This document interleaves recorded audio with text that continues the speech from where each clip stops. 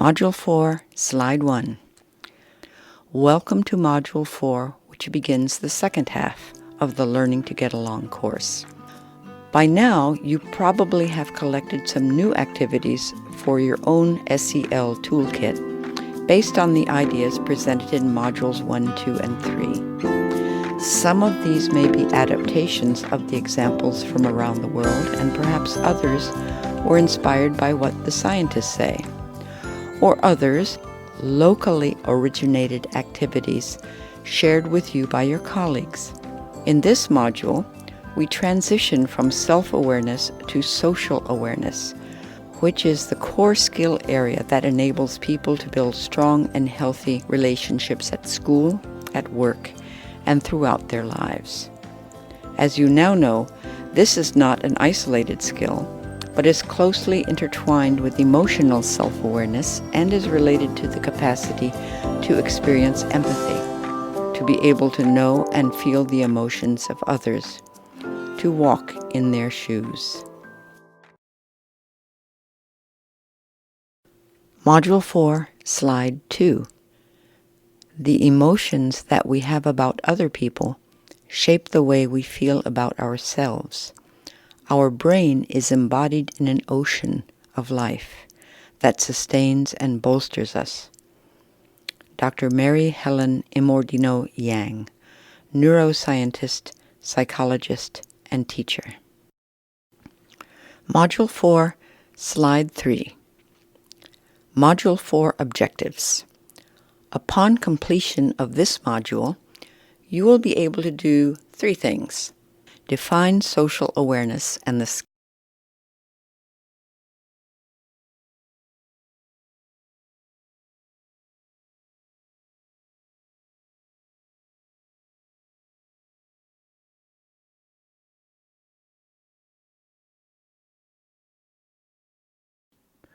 Module 4, Slide 4, Chea's story.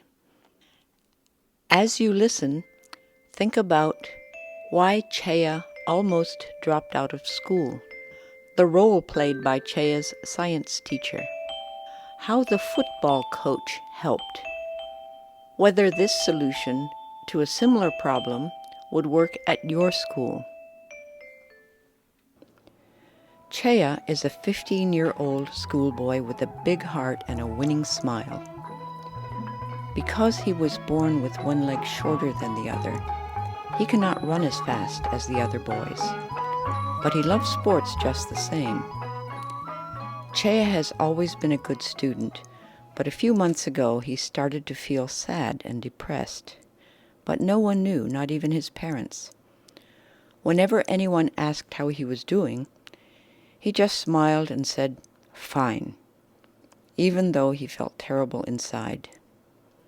It would be shameful, he thought, to let his emotions show. One day, Chea suddenly told his parents that he wanted to quit school and sell fish in the market. "What?" said his father, but Chea just hung his head and refused to explain. The next day, Chea's father marched to the school and asked to talk to the principal. The principal greeted him politely. "What's going on with my son?" asked his father. He was doing very well in all his classes, but especially at math and science. His heart was set on becoming a pilot. "Well," said the principal, "it's not unusual for boys Chea's age to become discouraged. Let me call his teacher in to see if she can shed some light on what is troubling him." "I've tried to talk to him," reported Mrs. Sampang, the science teacher, "but he is too embarrassed to tell me what's wrong. He just looks away and says nothing. But I've observed that the other boys make fun of him outside of class. He's smaller than all of them, he walks with a limp, and his voice has not changed yet. They make fun of him and order him to bring them water at football practice, but never allow him to join in the play. They say he's too small and too weak to play on the school team." "Well, that behavior is going to stop immediately," said the principal firmly. And so the principal marched out to the field where the boys were playing, and set them down in a circle on the grass. "In our culture," he began, "it is wrong to be hurtful to another person, even if it is only with words." The boys hung their heads. "How would you like to be treated the way you have been acting toward your classmate Chea? Go home and think about it. Then come back to me tomorrow with your plan for including him on your team." The next day, the boys had indeed cooked up a plan with the help of their coach, Mr. Sompong. He was a stern man, but he also had a kind heart. "The principal is right," he told the boys. "If you continue being unkind to Chea, you will suffer even worse unkindness from others sometime in your life. It's very simple. Here's an idea. Why don't we make him my assistant? He can help with equipment and organizing the matches, but not only that, he will learn the rules of the game so well that over time, he can become qualified as an official referee." The boys nodded their heads in silent agreement with the plan. Both the principal and Chea's father approved, and when the players on the team politely approached Chea to invite him to become the coach's assistant, he was overjoyed. He not only learned the rules very quickly, but he also learned how to take charge when there were violations and how to settle disputes. Even though he is still small, all of the students now look up to him and want to be his friends.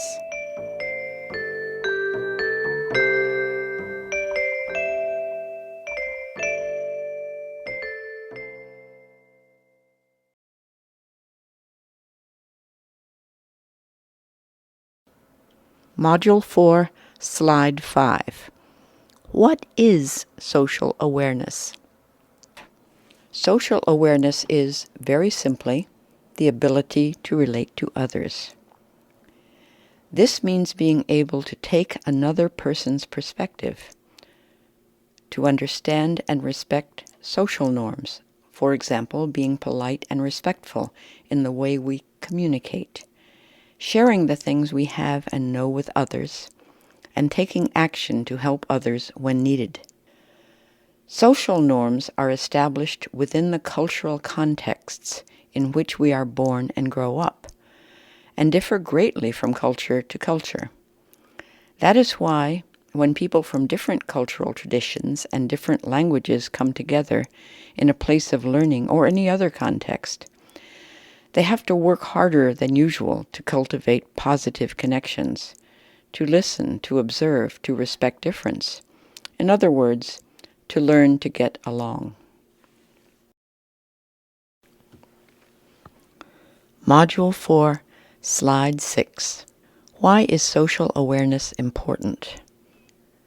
Cultivating social awareness in children and young people is important for many reasons, not only for the well-being of individuals, but for the well-being of whole societies.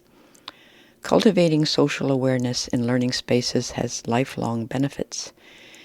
It enables us to have meaningful and sustained relationships, know how to be a productive team player. At school, social awareness enables us to take a constructive role in problem solving, engage in civil discourse, as well as develop and refine other SEL skills.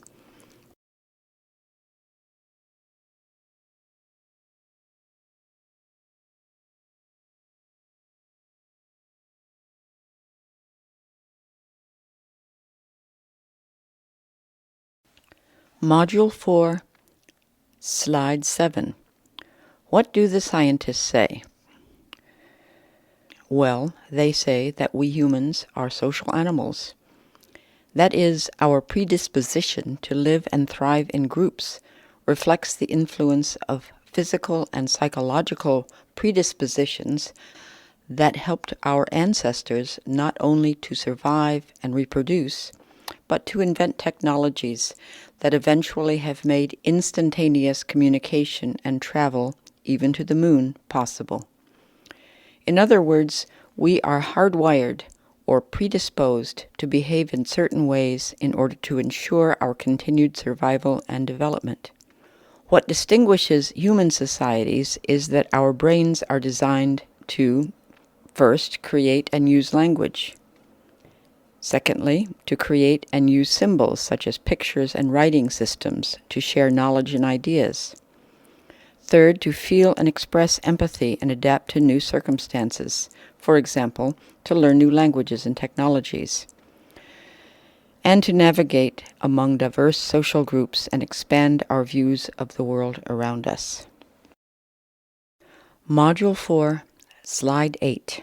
And don't forget the philosophers, for they are just as important as the scientists. Throughout human history, religious leaders and philosophers have been the main conveyors of wisdom and ethical codes for how people should behave toward each other. Most world religions have a version of the Golden Rule, such as this one, expressed by the Chinese philosopher known in the West as Confucius, who lived and taught some 2,500 years ago. He said this: "Do not impose upon others what you would not wish for yourself."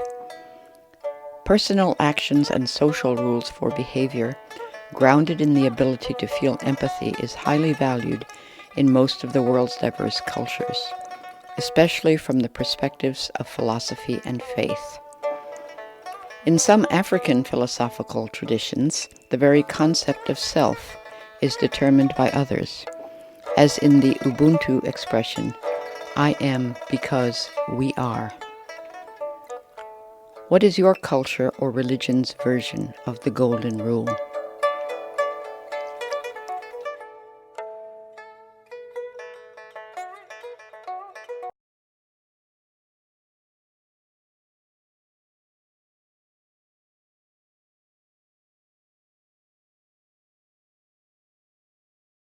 Module 4, Slide 9. So now that we've heard from scientists and philosophers, we educators know from experience that in the process of developing strong social awareness skills, children become more engaged, happier, and more confident learners. SEL classroom strategies stress the importance of cooperation and collaboration at all levels. These strategies include, for example, create a supportive and welcoming classroom environment, foster cooperation and teamwork, make social awareness skills being taught explicit and purposeful, encourage students to take more than one perspective on events and issues. Module 4, Slide 10. What are the key social awareness skills? A socially and emotionally positive school climate created through strategies of the kind outlined on the previous slide that is conducive to developing certain key social awareness skills. On the list among these are active listening and observing, thinking calmly and carefully, responding appropriately, cooperating to reach common goals, including respecting social and cultural norms and negotiating interpersonal conflicts when they arise. Module 4, Slide 11. 7 strategies for active listening. Of the key social awareness skills, perhaps the most fundamental is that of listening. An African proverb advises young people that listening is the most difficult skill to learn and the most important to have. Most classroom strategies for listening stress that there is a difference between active and passive listening. Active face-to-face listening requires giving full attention to the speaker and trying to understand what the speaker is saying. When introducing active listening strategies in your classroom or learning space, explain that this kind of listening requires concentration, effort, and practice. Over time, consider how you can design activities that help students learn these 7 strategies. Number 1, give full attention to the person who is speaking. Number 2, Show the speaker that you are listening. Be aware of the effect of your eyes, your facial expression, and your body posture. Look at the person with a kind, patient, and welcoming expression. Don't fidget, look at your watch, or give the impression that you are bored. Number 3, try not to interrupt, even though there may be moments of silence that seem uncomfortably long. Be aware that you do not have to fill the silent spaces. Instead, try to become attuned to the natural rhythms of the person's speech and take the person's emotional state into account as you decide on how and when to respond. You may, for example, use nonverbal signals or simple expressions like "I see" or "I understand" to indicate that you are actively listening. Number 4, use culturally and socially appropriate ways to show the speaker that you respect and care about what he or she is saying. Number 5, timing is important. When it's clear that the speaker has finished and is waiting for your response, summarize what you heard and ask if your understanding is correct. This is also a good time to ask for clarification or further details, but in a non-judgmental way. Number 6, think. Actually, you have already been thinking for some time about how you might respond. A lot depends on the purpose of your whole exchange. Has the person approached you for help with a problem? Is the exchange part of a learning activity such as a small group discussion or presentation? Whatever the purpose, it is only at this point that the role of the listener begins to transition and you decide what, if anything, you are going to say. And number 7, as you become experienced at active listening, you also become more thoughtful and empathetic as a responder. Most people already have a reserve of favorite responses: a personal story, an alternate view of the same subject, a joke, a heartfelt consolation, and so on. Sometimes, however, the best response may be simply to remain in quiet contemplation. Suggest a quiet walk, or show the person something he or she may not be aware of. A way to do something, a news report, a poem, or quotation that affirms what has been said, or offers a different point of view. Module 4, Slide 12. Tips for teaching social awareness skills. As we know, classrooms and learning spaces are places where people gather to work toward a common goal, to become educated. Being educated, though, means more than being able to read, write, and acquire academic knowledge. It means being able to get along with others in both private and public life. It means being able to communicate and work with others to solve problems. In this way, the classroom, lab, or athletic field all become a place where skills for social awareness are practiced, reinforced, and learned. Some of the ways teachers and schools can do this is through teacher modeling, demonstrating respectful speech and demeanor, never ridiculing or putting down, even when showing disapproval.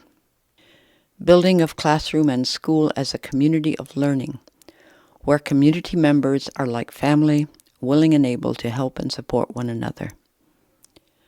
Positive reinforcement of pro-social behaviors. This means acknowledging members of the classroom and school community whenever they have done something, no matter how small, to make the social environment of the school more inclusive, welcoming, and supportive. Encourage social and emotional learning related to specific subjects such as science, math, or language, both in and out of the classroom.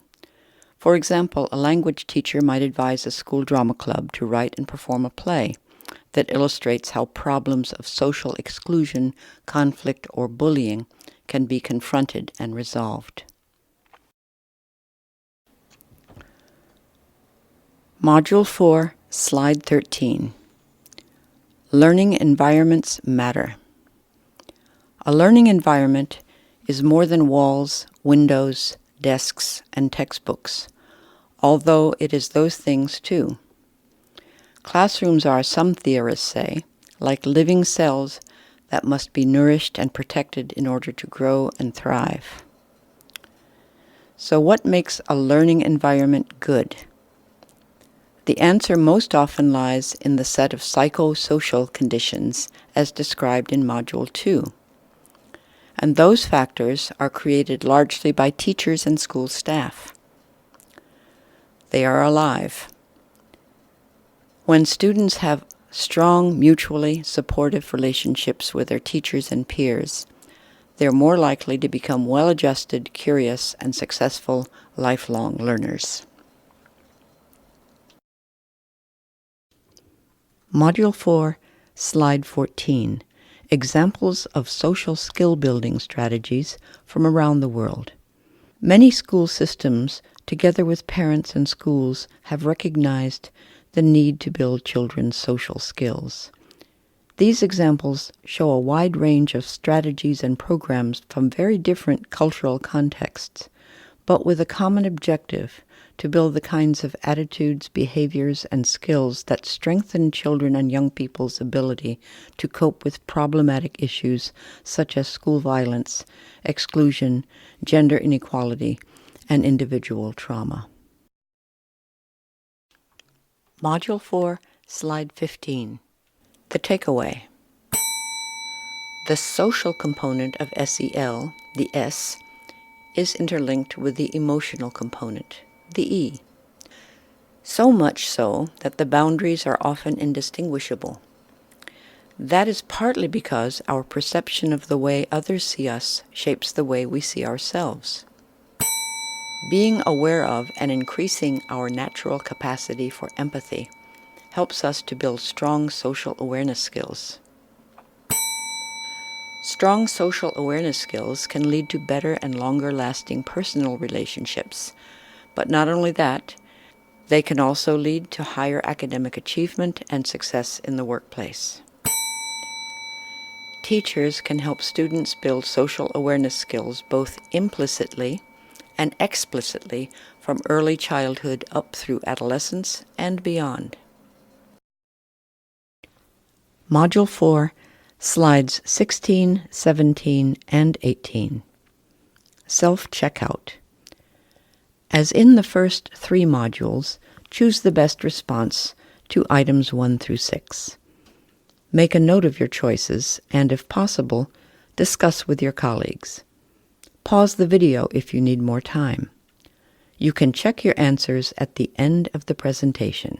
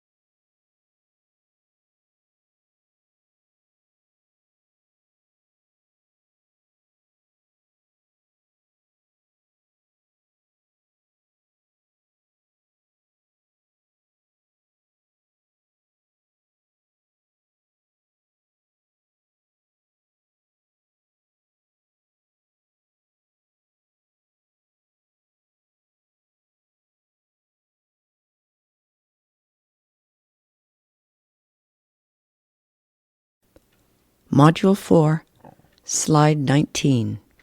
Think like a teacher. Reflect on the ideas and insights into the S in SEL. That is, into the skill area we know as social awareness. Then describe a strategy you'd like to try out in your class, school, or other learning environment for the specific purpose of improving the social climate. What is the objective of the strategy, and what are the first steps you would take to implement it?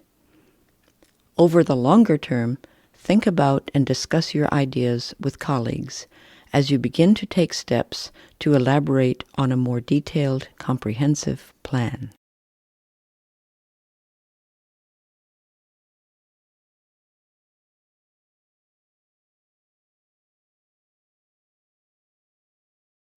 Module 4, Slide 20. Module 4 completes the discussion of the foundational SEL concepts and broad skill areas that form the core of learning to get along. Module 5 transitions to address the question of how the development and reinforcement of SEL skills can transform learning communities by making them more inclusive and equitable.